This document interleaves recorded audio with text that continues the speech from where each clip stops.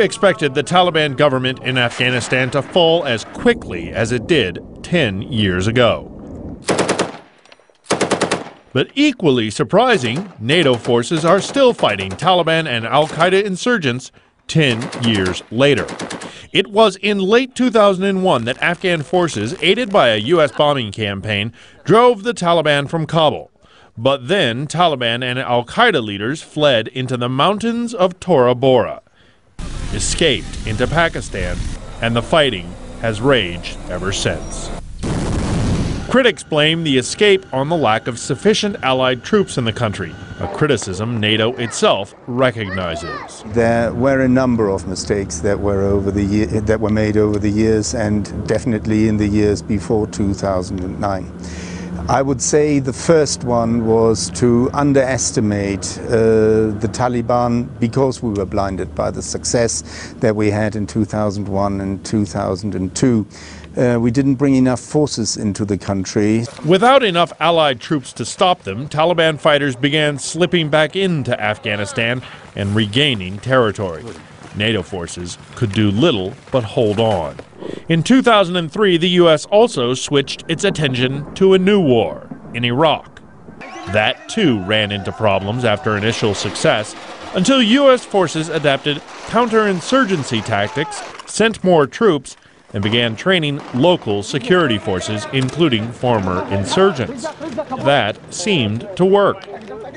NATO's International Security Assistance Force in Afghanistan took notice. Again, ISAF spokesman General Carsten Jacobsen. Lessons were drawn out of Iraq, the right lessons were drawn out of Iraq, and basically it was becoming very clear by the end of 2008 and through 2009 that something had to be done to defeat the insurgency and in parallel build up security forces. In addition, U.S. President Barack Obama shifted attention back to Afghanistan. More troops arrived in 2009, and the buildup of Afghan security forces also increased, coupled with an aggressive program using unmanned drone planes to strike at insurgent havens in Pakistan's border region. In a visit to Afghanistan before stepping down as chairman of the U.S. Joint Chiefs of Staff, Admiral Mike Mullen had this to say. The enemies of Afghanistan and those who seek nothing more than to strike out against our coalition have been dealt heavy blows over the last year. They've been pushed out of sanctuary. They've been denied influence over local populations. They've been hounded and they've been hunted. Their leaders killed or captured by the score.